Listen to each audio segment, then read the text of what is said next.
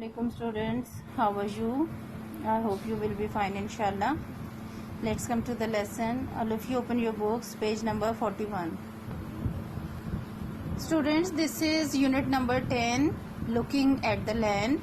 जैसे कि मैंने आपको प्रीवियस लेसन में भी बताया था, ये हमारा जो प्लेनेट है अर्थ और ज़मीन जो है और इसकी जो मुख्तलिफ़ शक्ल सूरतें हैं, जो इसकी फ़ीचर्स हैं, फ़िज़िकल फ़ीचर्स हैं, वो सारी इस चैप्टर में डिस्कस की गई हैं। हमने प्रीवियस 2 लेसन्स में पढ़ा था माउंटेन्स के बारे में, hills, deserts, islands etcetera. Today we will start from the earth. The earth is made up of water and land.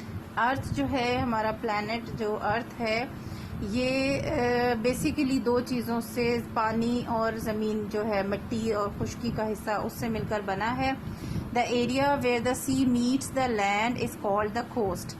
वो इलाका जहाँ पर समंदर ज़मीन के साथ मिलता है, जैसे आपको नज़र आ रहा है ना, ये पानी है इस साइड पे और इधर ज़मीन है, खुश्की का हिस्सा है, और ये जो बीच का इलाका है, ये इसको कोस्ट कहते हैं, साहिल, ठीक है, जहाँ समंदर ज़मीन के साथ मिला हुआ होता है। The sea is always moving. समंदर जो है वो हर वक्त मूव में होता है। ये लहरें वगैरह आपने हो सकता है विजिट किया हो, कराची में जो हमारा साहिल है, समंदर है, तो वहाँ आपने यकीनन देखा होगा समंदर की लहरें जो हैं वो चलती हुई आपको नज़र आ रही होती हैं। ठहरा हुआ पानी नहीं होता, मुस्तकिल हरकत में होता है। The tide comes in and out twice a day. Tide कहते हैं मद्दो जज़र को, यानी कि पानी का जो उतार और चढ़ाव है, ये एक दिन में 2 मरतबा होता है। यानी रात के वक्त जो है पानी ऊंचाई की तरफ होता है, ऊपर की तरफ होता है, और ख़ास तौर पे ये चांद की जो है वो कशिश की, अट्रैक्शन की वजह से भी पानी का कहा जाता है कि पानी जो है वो आगे ऊपर तक आया होता है, और दिन के टाइम में पानी नीचे की तरफ, पीछे की तरफ जो है वो उतर जाता है। As the waves break on the shore, they wear away the rocks and pebbles. जैसे जैसे जो लहरें हैं वो साहिल से आकर टकराती हैं और टकरा कर यहाँ से साहिल से गुजर कर जाती हैं, तो पत्थर और जो चट्टानें हैं जो हैं वो धुलकर साफ सुथरी खुलकर सामने आ जाती हैं। The coast line can also be sandy. और जो साहिली इलाका है, ये जहाँ पानी है और ये खुश्की है और ये खुशक हिस्सा जो है, ये जो है ज़्यादातर जो है रेतला भी होता है, ज़्यादातर रेत होती है, सिर्फ जरखेज़ मिट्टी नहीं होती। The Hawkes Bay in Karachi is a sandy beach. Karachi का जो साहिल है जिसका नाम है हॉक्स बे, वो रेतला साहिल है सारी, वो उसका जो समंदर पानी के आगे का हिस्सा है वो सारा रेत वाला है, रेतला है। A large area of a flat land that is higher than the land around it is called a plateau.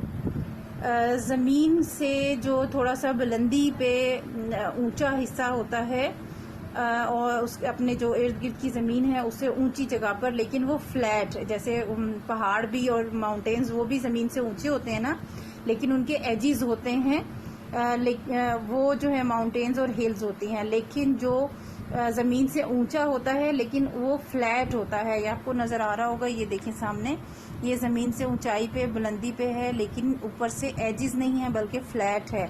ऐसे इलाके को प्लेट्यू कहते हैं। This area is made up of high rocks with well defined edges that drop to lower ground. ये जो इलाका होता है ये ऊंची चट्टानों से मिलकर बना होता है, लेकिन इसकी जो एजेस हैं वो वेल डिफाइंड होते हैं, यानी स्मूथ, हमवार होते हैं। ऐसे एजेस नहीं होते कि बिल्कुल स्लोप है या चढ़ना मुश्किल है, कॉर्नर एजेस, बल्कि बहुत हमवार सतह होती है, आसानी से नीचे की तरफ उतरा जा सकता है। In our country Balochistan and Pothohar are the examples of this landform. हमारे मुल्क में जो बलूचिस्तान का इलाका है और पोठोहार का इलाका है, वो इस तरह का ये सारा है, उसको सतह मुर्तफा कहा जाता है, यानी ज़मीन से बुलंदी पे है लेकिन फ्लैट सरफेस है, ऊंची लेकिन फ्लैट स्मूथ जो है उसकी सरफेस होती है। और ये बलूचिस्तान और पोठोहार का इलाका जो है वो यही प्लेट्यूज हैं, जिसे सतह मुर्तफा कहा जाता है। A valley is an area of land between 2 lines of hills or mountains. Valley कहते हैं वादी को। वादी जो है ज़मीन का वो हिस्सा होता है जिसके दोनों साइड पे पहाड़, छोटे पहाड़ या ऊंची ऊंची पहाड़ियाँ होती हैं। ये आपको पिक्चर नज़र आ रही है।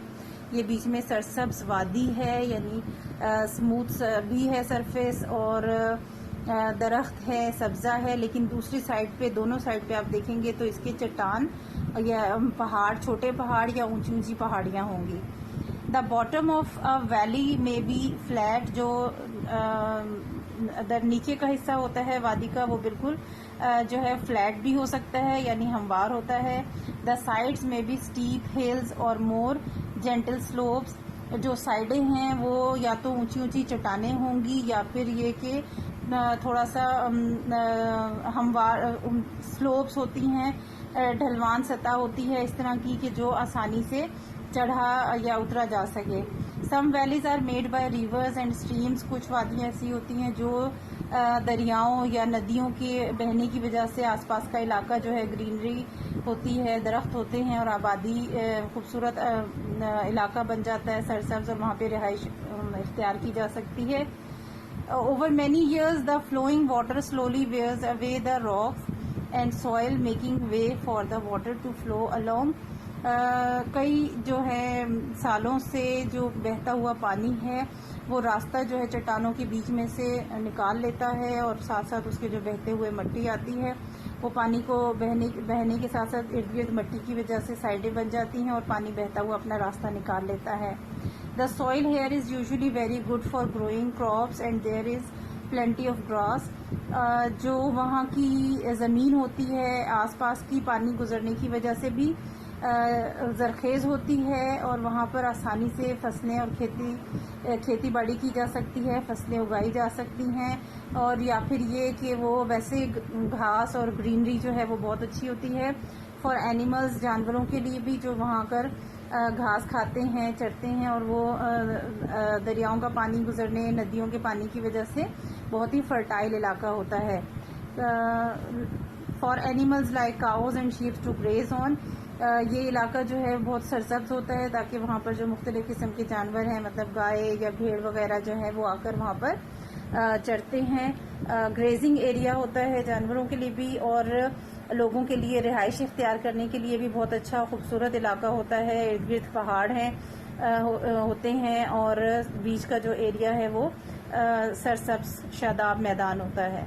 ठीक है जी, इसको हम वादी कहते हैं, और यहाँ तक आपका ये टॉपिक जो है वो कंप्लीट हो गया है।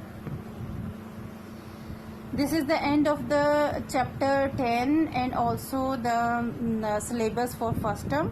आपका कंप्लीट हो गया है फर्स्ट टर्म का सिलेबस, और इंशाल्लाह अगले लेसन में हम इसकी एक्सरसाइज कंप्लीट करेंगे, और उसके बाद एक्सरसाइज कंप्लीट होने के बाद हम रिवीजन स्टार्ट कर देंगे इंशाल्लाह।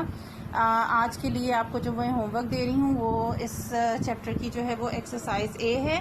फिल इन द ब्लैंक्स आपने करनी है, और वो सारी ब्लैंक्स जो हैं वो टोटल बुक से ही जितना हमने लेसन रीडिंग की है उसी में से आपको मिल जाएंगी।